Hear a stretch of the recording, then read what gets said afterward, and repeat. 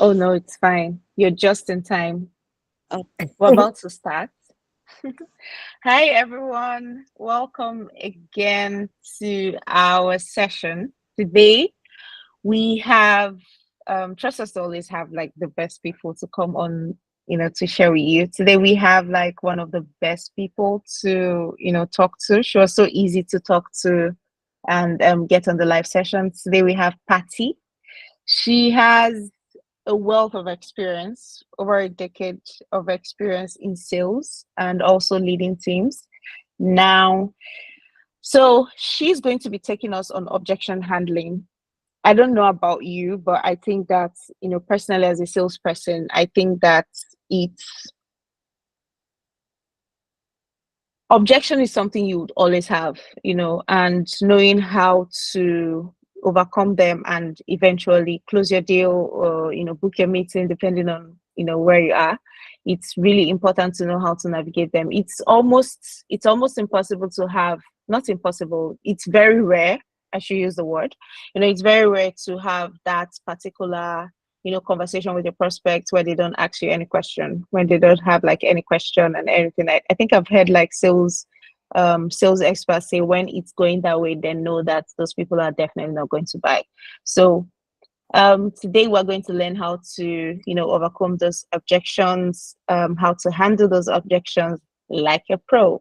So everyone, join me to welcome the founder and CEO of Ignite Sales Academy, Patty, on the on our live sessions.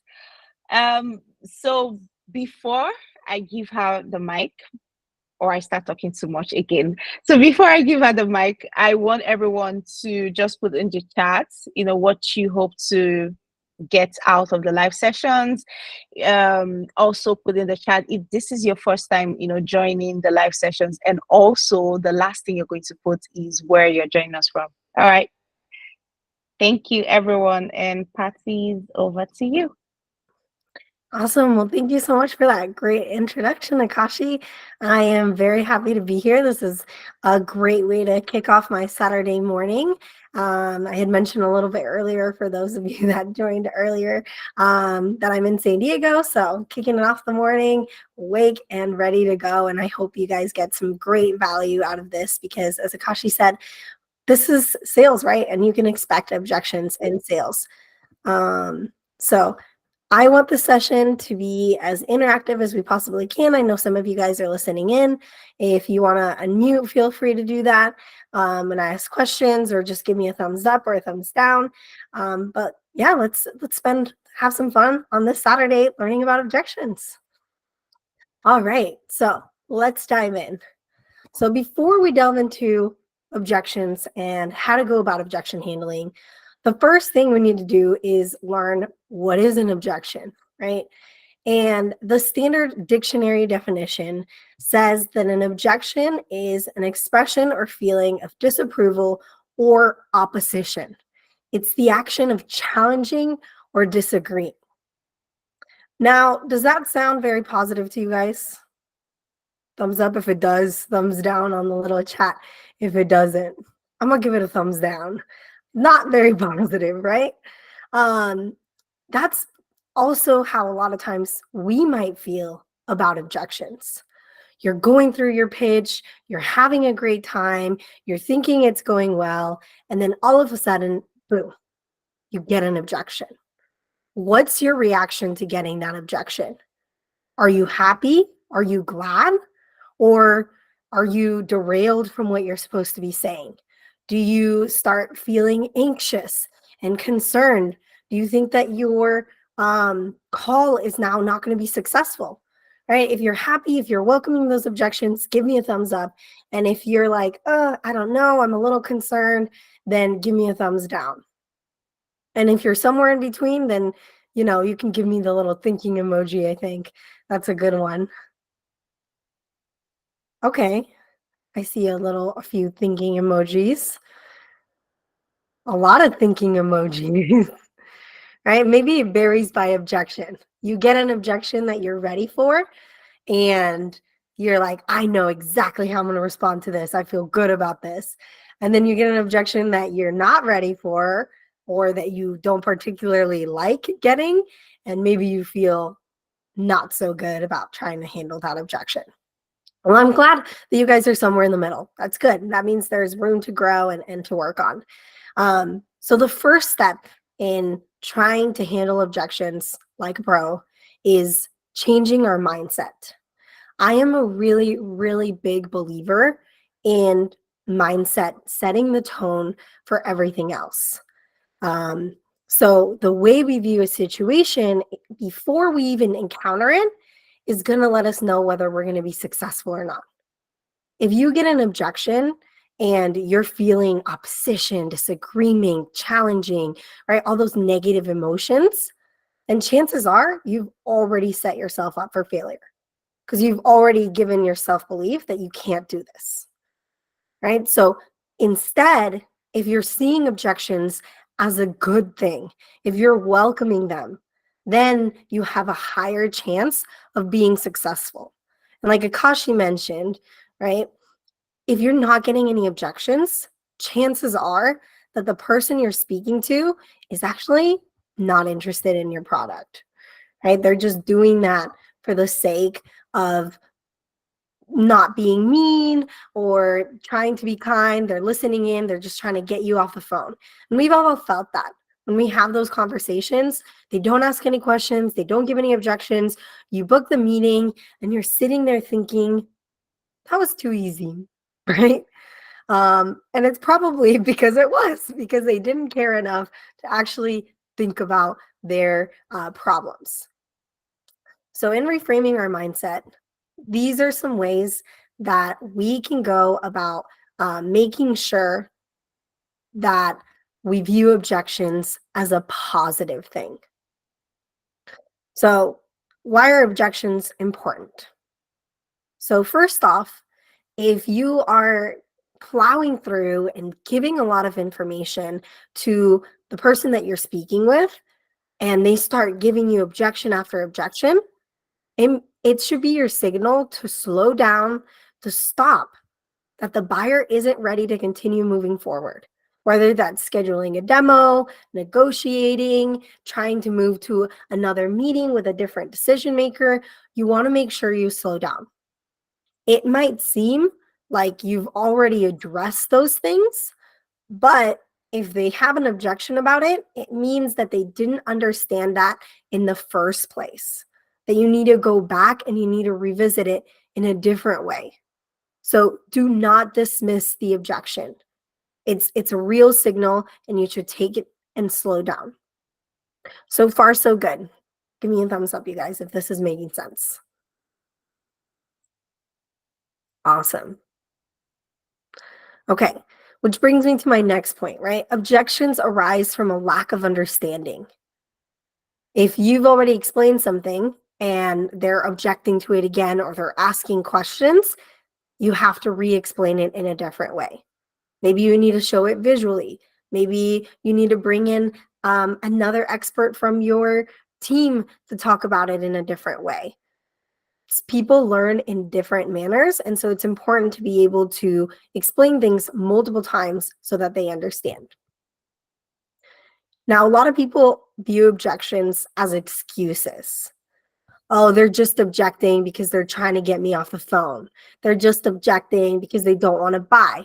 They're objecting because, I don't know, they're mean, right?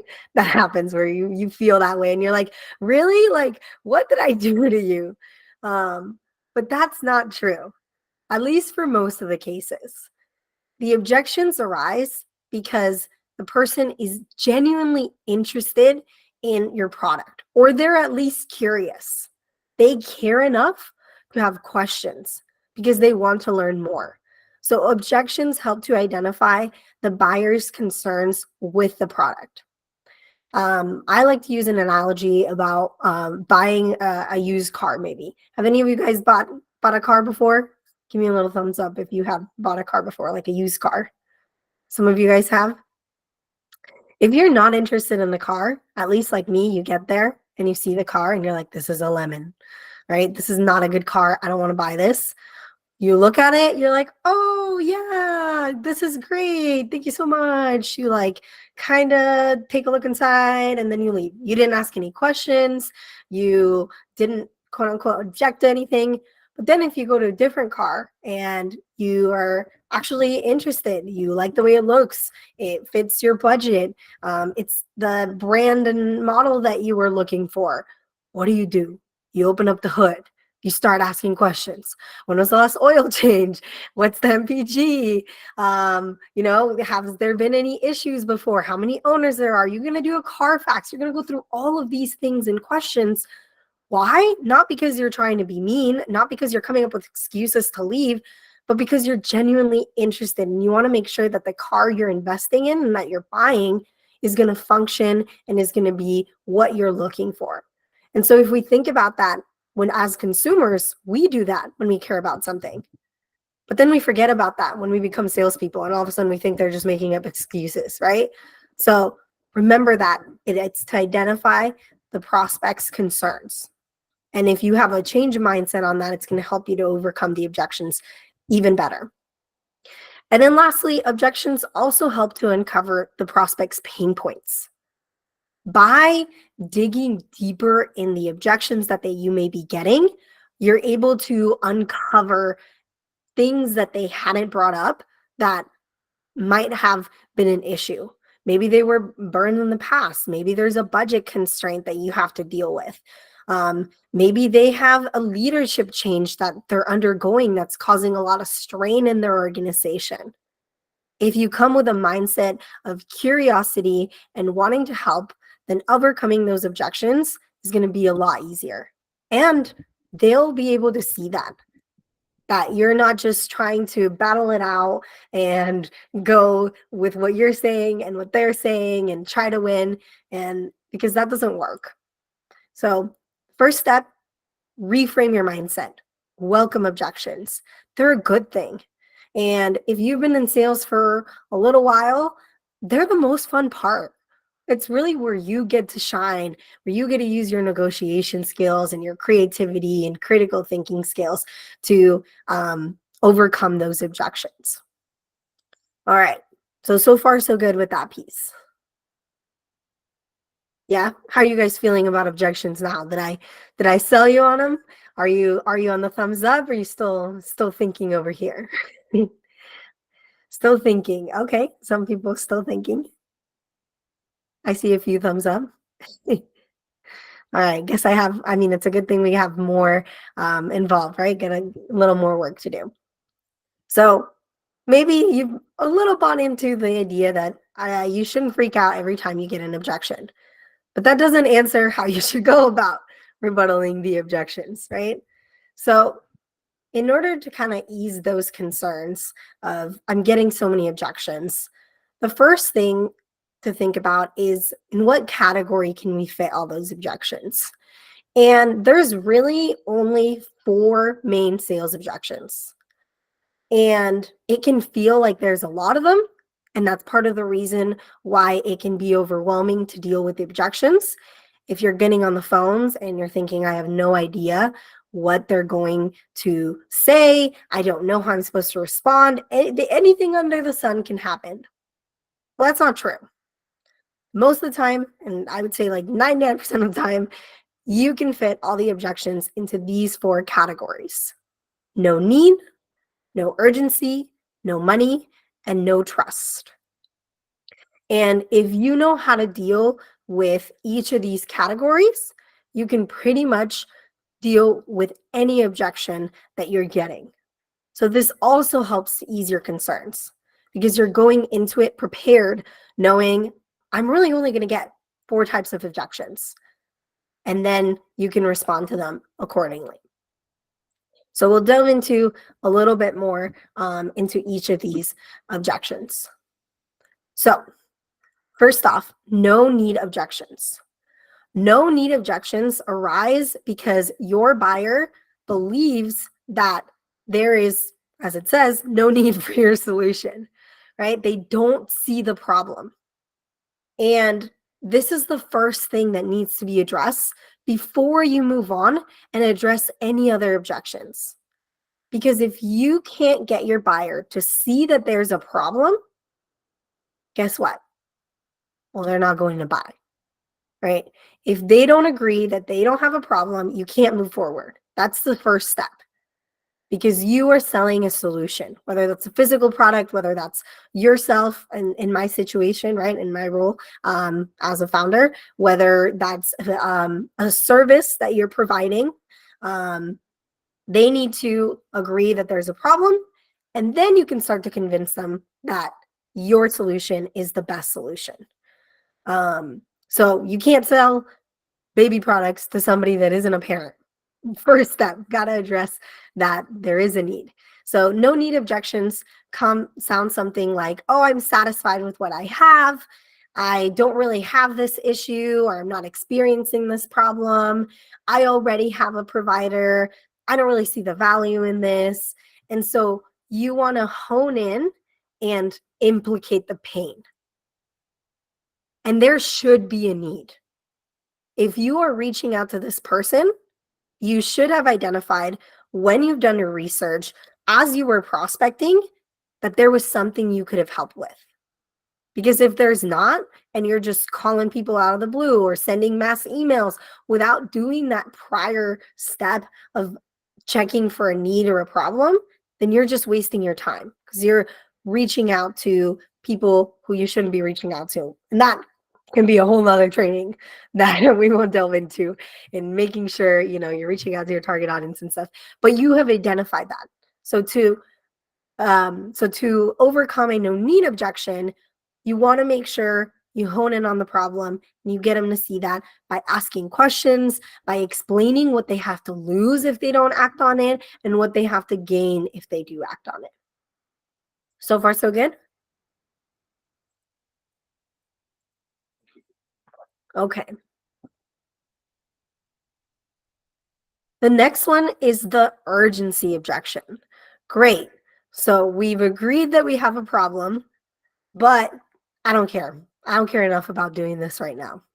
I'll fix it in the future. This is not my priority. I don't want to do this. So then the way to handle the no urgency objections is to continue to implicate that pain and build the urgency on what's at stake if they don't act now. What's the snowball effect that's going to continue to compound and create a bigger and bigger problem if they don't get this problem solved now? So no urgency objection sounds something like, I don't have time to meet, just send me an email, call me back next month. This isn't a priority. So making sure you're building the urgency by explaining why now. This is also when people tend to use promotions or deals to build that urgency, that there's scarcity, that if you don't act on this today, then you're not going to have the opportunity to act on it in the future. All right, so far so good with that one? Okay, I got one thumbs up. I hope the rest of you guys are awake. The next objection is the money objection. And I'm kind of going in this in an order on purpose, right? So we've agreed that they have a need, they have a problem. Okay, I'm going to act on it now, but I can't because I don't have the budget, or I want this, but there are constraints, and I don't have the bandwidth to do that, or I don't have the approval, or there's changes. And I would say this is probably one of the hardest objections to get, depending on the company and the budget and the constraints that they may have. But it's also the one that right now, because of the way the market is, that we are most of us are facing. So being able to overcome a no money objection is going to be incredibly helpful. And to do that, you want to understand where their concerns are coming from. Is it really that the budget was set a year ago, back in July? Was it set in January? Is there no changes? Is there any wiggle room? Are they concerned that this solution of yours is going to be way more expensive than it actually is? Do they think it's a fixed price? Are there any payment plans, right? There's a lot of things you can do to work around a budget. negotiating price, offering deals, offering promotions.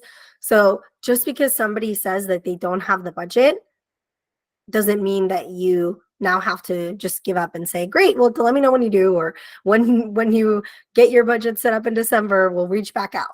Ask those deeper questions to make sure that you can overcome the objections. So no money objections sound something like, I don't have the budget for this, or this is too expensive. How much does this cost? Or we've allocated resources elsewhere. So if something is considered too expensive, a lot of the times it's because the value hasn't been built up. The problem wasn't made big enough.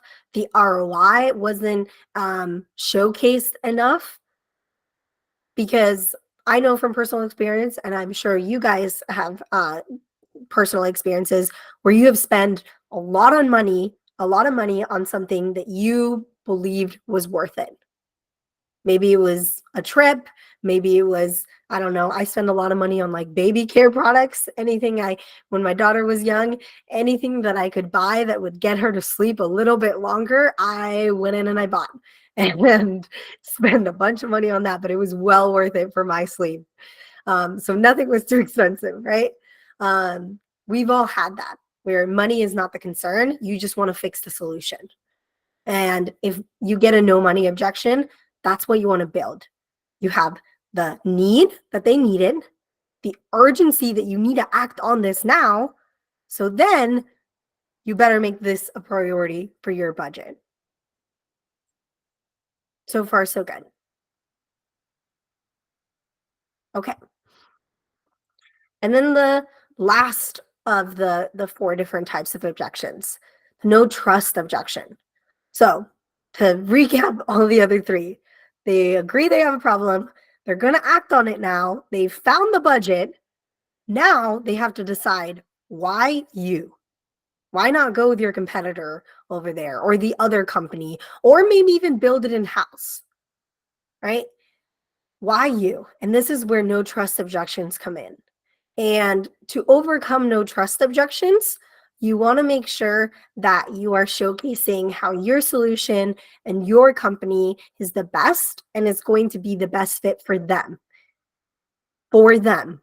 Not just, we've won all these awards, we're amazing, we're doing all these things. Okay, but like, what about me, right?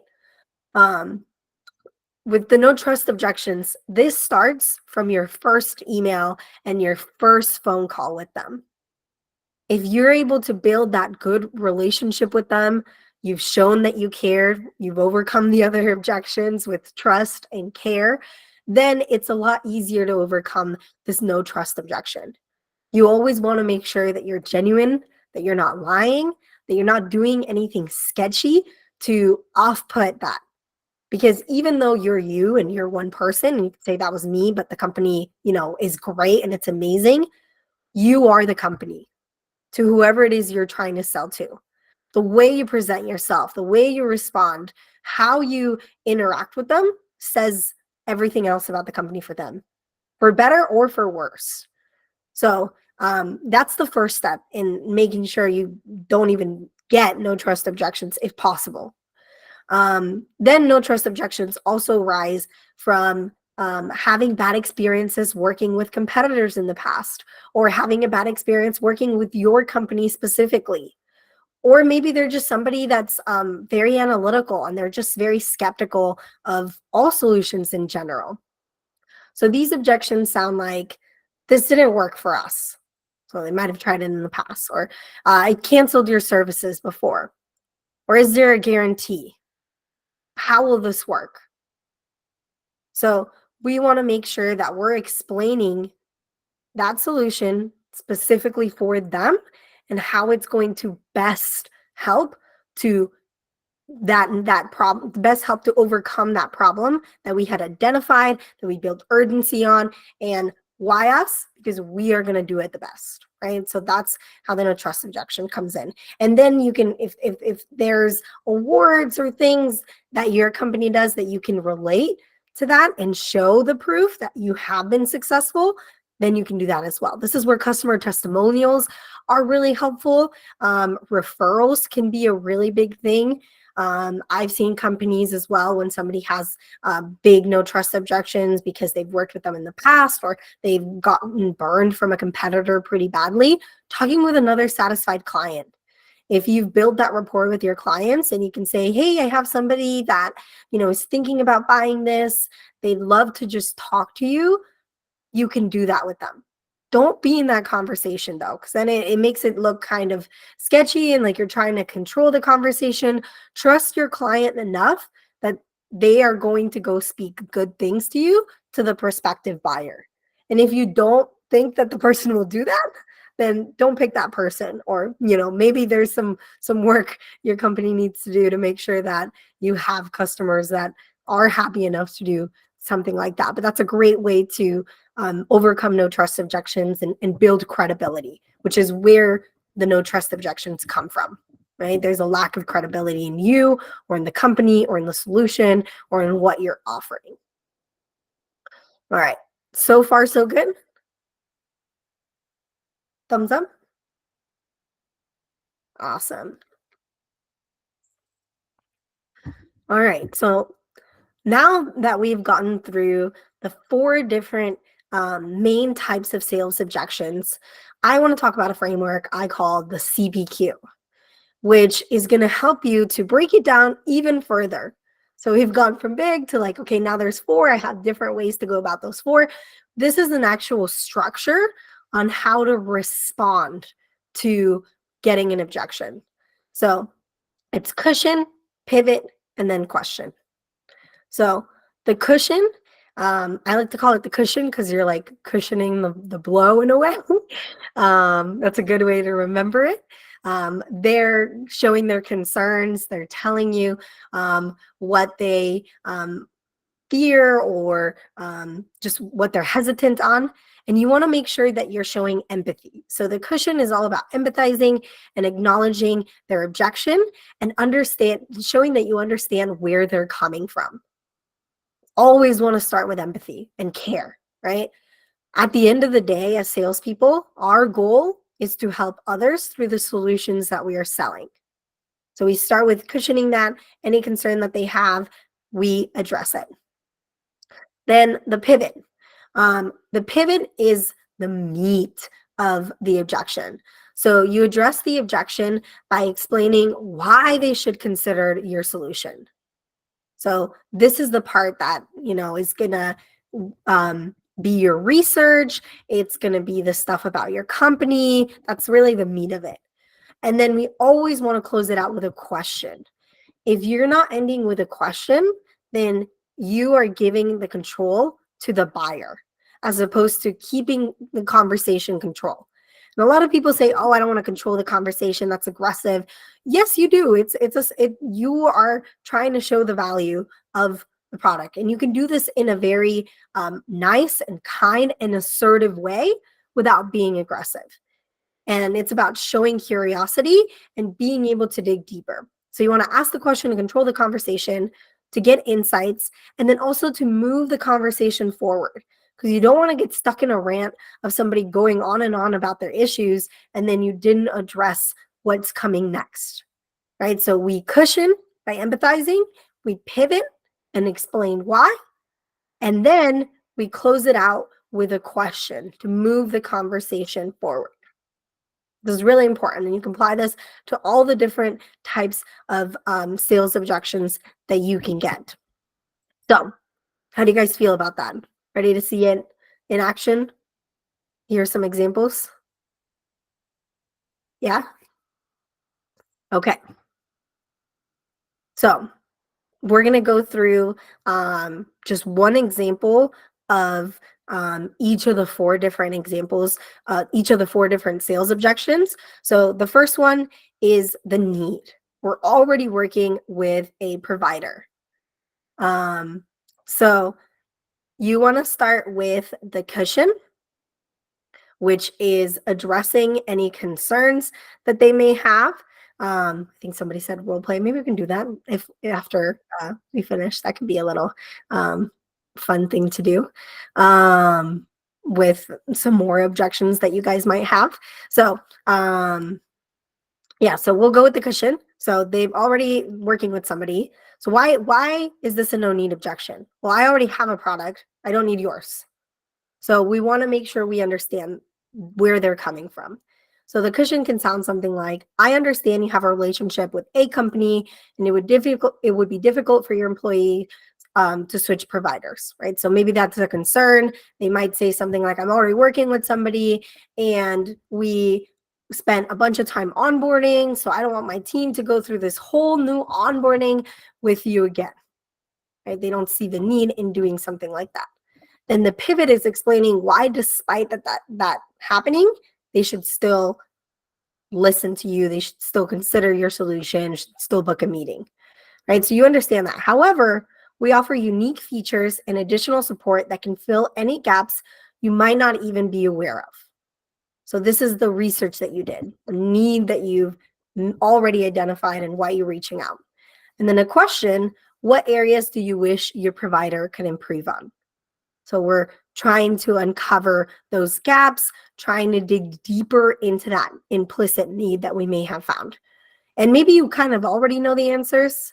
You know that there's not customization, that your provider doesn't do this, but you do. But we want to hear from them what they care about most.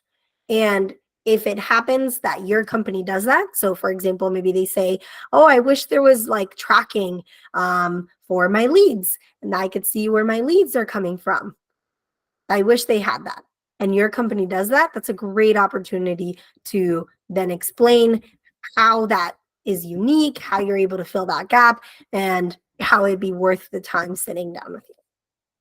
Does that make sense? And you can apply this for all the other ones that are also need objections. So then we'll do the no urgency objection. So a no urgency objection can sound like, can you call me back next month? And then we want to understand and be mindful, right, that they are busy people. So the cushion can sound something like, I understand that timing can be challenging. Sounds like you have a lot on your plate right now. And the pivot, right, why they should listen to us. However, I'd still love to meet so that you have the information. And then the question is, what will be different a month from now? We're trying to understand where they're coming from. Is everything going to change? Are you expecting new funding? Is your VP leaving? Are you changing your product pricing? Or are you just trying to push me off the phone and give me an excuse? And there's actually nothing that's going to be different. And when I ask you this question, you're going to give me some wishy-washy, I don't know, I don't have time respond that I then need to go back on and hone in on again, right? So that's another response that you can use. Cushion, pivot, question for urgency.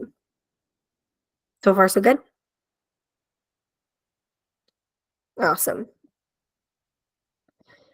And now, no money objection. We don't have the budget. So, and I know I'm starting all of these with I understand. The goal isn't to have something specific written down that you're going to say for each of this, but it's to use this framework to give you the peace of mind to actively listen, to be human and not robotic, and come from a place of empathy so you can cushion pivot question because you already know what you're going to say, right, in that framework. So the cushion for this one can be something like, I understand that budget constraints are a major concern. Pivot. However, our pricing is customizable, and we also offer flexible payment plans to make it more manageable. And the question, how do you go about deciding the company's budget? So we can dig deeper. Do they have any control of the budget? Is it their boss that controls the budget? Do they have a very firm set budget set in December of the year before? Or is it flexible? Is this something that, depending on the solution, that they have expenses for as a manager or a company card that they can put it on? So we want to understand where those constraints are coming from. All right. And then last one, no trust objection. So this didn't work for us. Cushion, right? Empathy. I understand your hesitation, especially if similar solutions haven't met your expectations in the past. Pivot. Why? Our approach is different, and we also provide personalized support to ensure the solution aligns perfectly with your specific needs. And then the question, what specific aspects of your previous solution didn't work for you? So it's always coming from a place of showing them you know where they're coming from, you care about the issues that they had before, and you want to learn more and be curious. So if you're using the CPQ framework, it'll help you relieve yourself of a lot of that mental strain with the objections, with I don't know how to handle them, I don't know what to say. And then you're able to, like I mentioned, just be present. Okay, are we so far so good with that piece? All right, any questions on this part?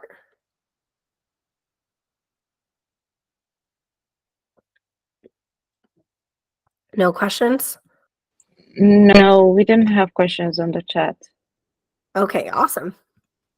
Role play. Role Role play? play. We'll We do gotta make this. We gotta make this happen. Come on. we'll do this part and then we'll go back to it. So what happens if the prospect says, I'm not interested? I get this question a lot, like, and it makes people again swell up, get nervous. Not interested is not a real objection. It's a front. What the heck are they not interested in? You don't want to say that when you're talking to them, right? But we want to uncover the why, because when we uncover the why, then we can go back and place that objection into one of those 4 categories. Are they saying they're not interested because they don't care about this, right? They don't have that need? Are they saying they're not interested because they don't have the budget? Are they saying they're not interested because they don't believe in what you're saying and that it's true, right? No trust. So to deal with the non-interested objection, a great question to ask is, what about our solution isn't a good fit? Or you can ask, what about this would make it work for you? What aspects of this do you like and do you not like?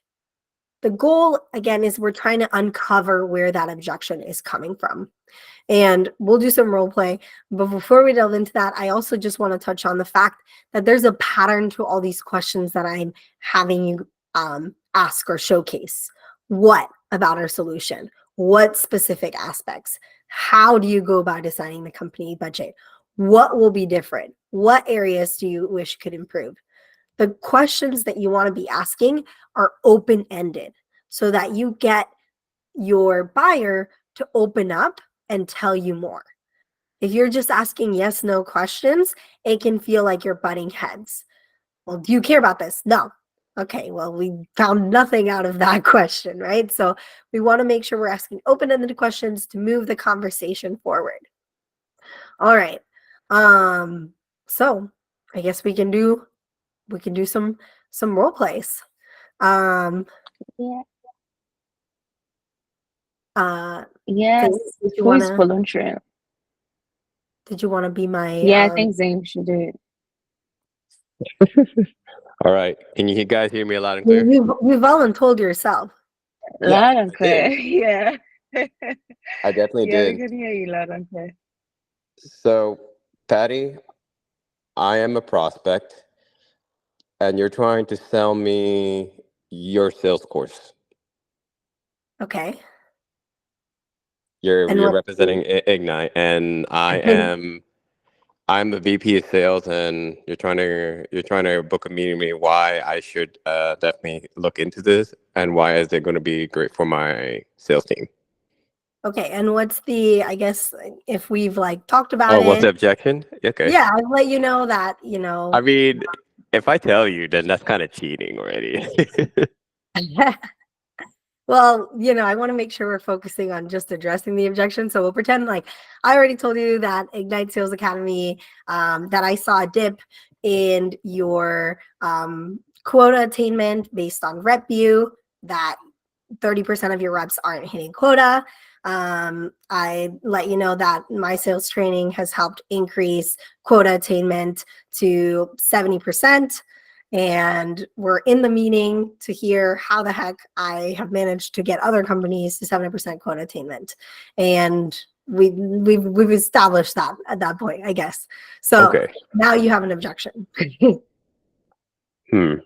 I've been burnt in the past, Patty, and they've kind of said the same exact thing what you have said to promise me 70%, but it just became a complete opposite. Why should I trust yours to as compared to others? Yeah, well, first off, I'm so sorry to hear that. Unfortunately, you're not the first person who has told me that or who's a little gun shy about trying to invest in another course.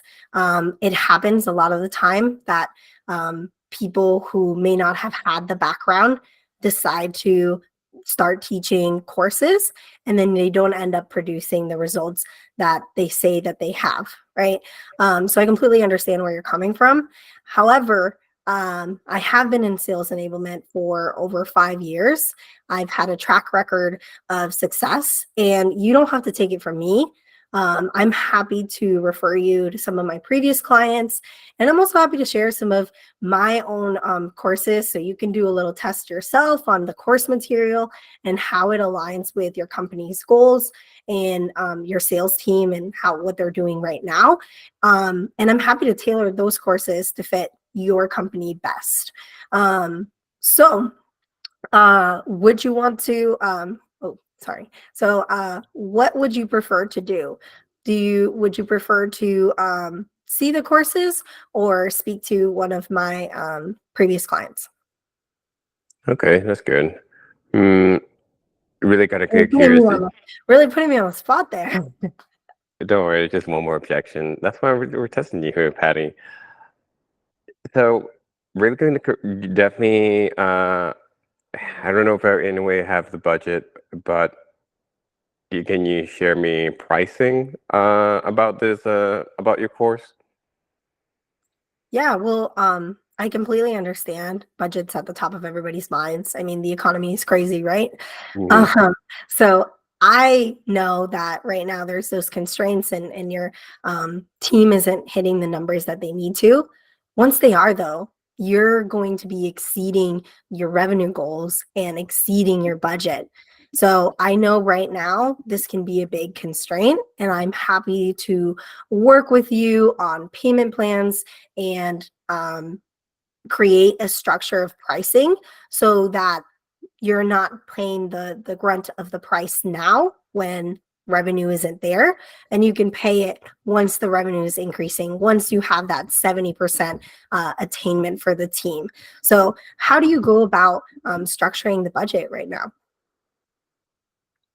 I definitely pretty much talk it out with the with the CFO.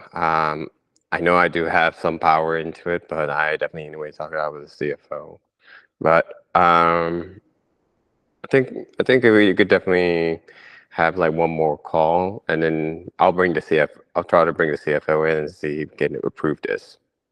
Okay, awesome. Yeah, I was actually going to suggest when would be a good time to meet with both. Yeah, I think sometimes like next week. Let me check my calendar. Well, let me check his calendar. Uh, oh, maybe Thursday, 10 a.m. Pacific time. Okay, sounds good for me. I got it in the books. Yeah, Awesome. awesome. All right, Patty, you did a great job.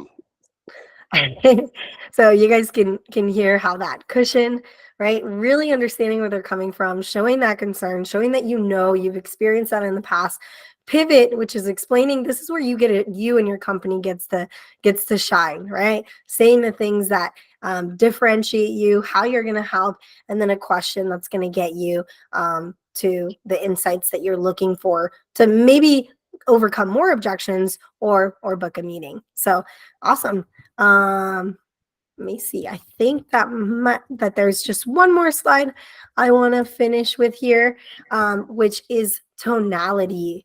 So it's all great if you're using the framework and you're saying everything perfectly, but how you say things can be just as important, if not more important, than what you say, right? I like to make a little bit of a joke about this. We've all heard somebody say something incredibly dumb with great confidence. And you're like, yeah. And then halfway through that, you're like, wait a second. What did they just say? That made no sense, right? Why? Because our immediate reaction is, oh, they know what they're talking about. They're confident. They're powerful. I should listen. And then if we listen very carefully, we're like, wait, hold on, right? But if you pair those two together, the confidence, the great tonality, along with the right things and the right skill to say, well, you're going to be unstoppable. So good tonality is crucial, because if you're coming off as mean, as unsure, like you're not really sure, and you're saying a lot of ums, and you're quiet, and you're like this, nobody's going to pay attention to you. So having a great tonality, being excited, not speaking too fast, enunciating is really important for building rapport. You get to be a little friendlier. It signals confidence, not just in yourself, but in the solution, right? Because if you're not confident, even though that's just about you, they will immediately think that your product sucks. Why are you confident in it? Why don't you feel good selling it, right? So your tonality. It also shows care for the buyers. That's really important. And then it puts the prospects at ease. We've all been in a situation where you're talking to somebody and they seem like they are scared to be there. And you're like, oh my gosh, are you okay? Like, now I don't feel okay. Like, what's going on, right? You want to hold their hand to the process and be in control. Let them know that you're like the steady ship that they can rely on. You're their anchor. So you have to apply all of these things to the cushion pivot framework, because you can use that framework and you can implement it the best that you can. But if you don't have that good tonality, it's not going to be as successful for you, and you're still going to be somewhat struggling with overcoming those objections. So with that being said, that's what I have for you guys with regards to overcoming the objections. Remember that objections are a good thing. You should welcome them. There's not that many. There's only 4. And if you're cushion, pivoting, and question, you will be able to respond to any and all objections that come your way, even if you get put on the spot like I just did. So that's all I have for you guys. And then we can do some questions. If you guys have any other questions, you can keep putting me on the spot. Thank you so much, Patty. This was amazing. This was very much amazing. And because I'm the speaker, so I'm just going to go first with the questions. Host privileges. So I think that the first question that I would have is, when you are at that point, I think there's nothing much, people can do when you call somebody at a bad time, they're in a bad mood, and everything, and they're just like, I'm not interested. Is there a magic wand that you can use to bring them to the mood where they're like, all right, let me hear what you have to say? Yeah, great question. And I guess a little caveat, right? You can do this perfectly. I can do this perfectly.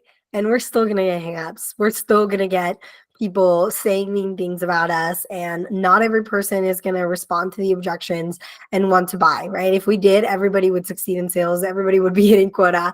There would be no pips, right? So there is no silver bullet. But to answer your question, I think it starts with your tonality and your presence. So it's hard when somebody right off the bat, you're calling, you're high energy, and they're like, what the hell do you want? Right? Don't bring it down. Keep that upbeat tone, because your happiness can help their happiness increase. And as far as the immediate not interested, depends. Like, if you haven't said anything, right? You want to bring up what you're calling about, and then just ask if that's something that they've experienced. If you're immediately like, what the heck is this? I'm calling about this. I'm not interested. Well, if this is this an issue that you have experienced, or is this a priority? If they're in a bad mood and they're just like, I don't care about this, let it go. You know, there's going to be other fish in the sea. If this is a first call like that, a lot of times you can address it too. I've had a situation like that. I remember just getting berated on the phone. I was so kind to this woman. I said, you know, it sounds like you're having a rough day. I understand. I'm going to let you go now, and maybe we can talk about this another time. And I remember she called me back because I sold this, so vivid memory. She called me back like 2 days later and apologized because I had called about the business that her husband built and had just passed away a week ago. She was very triggered. She was not in a good mood. But then she came back and she's like, okay, we do need to talk about this business. I do need to figure out if I want to sell it, if I want to build it up. I was just not in the right headspace. So we never know what the person is going through. I was not expecting to ever get a call back from that person. But if we're coming with like, hey, I'm just going to be kind, I'm going to, you know, try to do the best that I can, you don't know what it can lead to. Yeah, thank you so much. And I so resonate with that a lot. I remember calling a prospect and she was, in the hospital with her son. And I was like, I wish I knew. I shouldn't have called, but sometimes you really don't know Yeah. sincerely. And all you can be at that point is just be human. Oh, I'm so sorry I'm calling at this time. I could call back again and everything. And, I sent her a message on LinkedIn and she was kind enough to, respond and everything. So I think all in all, we are humans. We have like the good times and the bad times. Thank you so much. Thank you so much. So I think the next question that I have, is, there are times where most of the solutions we sell, pass through like decision making processes and everything. How do you like overcome those objections that are very related to decision making process? Yeah. I think the first step is trying to understand the decision-making process. Who are going to be your champions? Who are going to be your influencers? Who are the decision makers, to quote Medic, the economic buyers, the actual people that are going to pay for it versus the people that have the stake in your solution. So being able to identify all of those people and then figuring out how, and you do this by asking questions from that curiosity again. Okay, so what is your role with this solution? How do you play into this? So do you have somebody that you report to? Who makes the decisions when you decide to buy? What does that process look like? Do you have to go through procurement? What's the typical time frame? What should I discuss with the CFO in order to get budget? Just coming up with those questions, and then you can prepare a game plan depending on what that process looks like. But if you as the saying goes, ask and you shall receive. If you don't ask, then how are you supposed to know what the decision-making process is and address all the stakeholders involved? Yeah. Yeah, thank you. Thank you so much. I think the questions are popping in.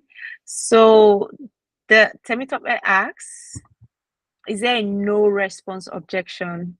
I like that. I like that. And then she went ahead to say, how do you turn it around when there is a clear need for the service, but the contact just isn't responding to the email sequence? I know a bunch of LinkedIn influencers say otherwise, but I firmly believe cold calling is not dead. It is very much alive, and it is one of the most effective ways to get in front of your prospects. Even if you do end up accidentally calling them in the hospital, that's a risk you can take. So I would say multi-threading and multi-channel approach. So different people within the company, if there's other people that you can target, reach out to them. You can do that via email sequence, via LinkedIn, via cold call. If you have to reach that specific person, multi-channel. So is there any other way, phone call that you can send, LinkedIn message? Do you have this can be a little creepy, but do you have their address? Can you send them even just like a postcard? Right? I know a lot of people send, I've seen a lot of people send cookies, but even just a postcard is a little different. So multi-threading and multi-channel. And sometimes they there's nothing you can do. They will just ignore you. Even if you send them cookies, they will just ignore you, and you have to know when to cut your losses and stop over investing time on somebody that is ghosting you and move on to a different account. Yes. Yeah, great question. Thank you. Thank you so much. And Gertrude says, what advice do you have for new sales professionals who might feel intimidated by handling objections? Yeah. Fake it till you make it with the mindset at first. I know I talked about that, and maybe some of you are still like, I'm not bought into it. My heart rate still is going to go up, right? And it is a little intimidating. And it's okay to not be perfect. Lower the stakes for yourself. I think a lot of times we get on a call, or we're trying to respond to an email objection, or we're in a meeting and we're like, I have to do this perfectly. It needs to be perfect. And if I don't, I'm going to mess this up and I'm going to lose the meeting and I'm not going to hit my quota. And if I don't hit my quota, then I'm going to lose my job and then I'm going to lose my house. And we've built this whole idea in our heads that if we don't do this one objection perfectly, all of these things are going to happen, right? So lower the stakes. It's okay. The person, I completely butchered the objection. I'm human. We can laugh it off. You can, move on to another person, right? You can try again with the next objection to do better. Just because you mess up in one objection during your call also doesn't mean that your call is done. It could be, but you can try again. You can be very real, and let them know. Yeah, I'm new. I'm so sorry. That came out horrible. Let me try again. And be human. I have said that, and I have completely laughed in a call because my words got so jumbled that I just started laughing, and the other person started laughing, and I was like, I'm so sorry. I've been doing this for a week. I'm just gonna tell you what we do, and that can humanize you. So just be real and lower the stakes. Yeah. So. Yeah, thank you so much. I think that human part is like really important. I think sometimes you just forget that, the prospects are actually human beings, and then we just go with like, oh, this is the way you should go. This is the way you should, we should do this. We should say it this way. We should, sound this way and everything. And, it makes out robots actually, or AI. And they say BDRs are going to be replaced by AI. Anyway, that's a conversation for another day. Oh So, man. yes, thank you so much, Patty. I personally, and I know for every other person, I think everybody thoroughly enjoyed this session. I think it's a part that is really important to salespeople, and you did justice. Thank you so much. I have posted, before I take the last question, so I've posted Patty's LinkedIn page. Please follow her. She's very kind. Follow her, and also if you haven't joined TSN, there our phone is right there to join. I wanted to ask Patty for your sales academy. Is it just for businesses? Can individuals like subscribe to it? Yes. So the way Ignite Sales Academy works right now, it's mostly focused on people trying to break into tech sales or transition into a different sales role. So I'm doing mostly like placement and interview coaching. So if you're somebody that is looking to break into tech sales, you can go ahead and let me know, and we can kind of match you with another company that is also hiring. Or if you're already in sales and you're trying to move to a different role, I can help with that as well, and do interview coaching stuff as well. I do have a little survey I wanted to send you guys too. Yeah, I think I shared that already, but let me share that Oh, you did? again. Okay. Yes. So here is the form. Oh, I see it now. So I haven't been looking at the chat. yeah. Oh no, I totally understand. So with this form, once you fill it, she's going to like get across to you. She also has like everyone's details, so expect emails from her. I think she's really great and she knows what she's doing. So please, as much as you can, reach out to her and pay for her service. Pay. Okay. I think the last question that is here is like, what's the most important takeaway you want attendees to remember from the session on building credibility and handling objections? Yeah, great question. Um, you're a human and they're a human. They're not against you. They're not coming for you. They have real, genuine concerns. And, if you forget the framework, if you forget the main objections, just respond to them in a human way. You got this. Thank you. Thank you so much. I think I need that. I need that a lot. Thank you so much, Patty. Thank you everyone for being here. So please, if you haven't filled out the survey, please fill out the survey. We really want to know how you feel about the sessions, and how you feel about Patty's session. I think it was great, but please be truthful so she can, she can improve if there are places she needs to improve. I don't know if there's any, but I'm biased. Okay, so thank you everyone. Thank you so much for being here. I know that we're 7 minutes after, but thank you. I hope everyone enjoyed it. And if no one has any other questions, no questions, yes questions, no questions, yes questions. All right, I'll take that as no questions. Thank you, everyone. I'll give you back your morning and your evening or your afternoon, wherever you are. Enjoy your weekend. Bye, everyone. Bye.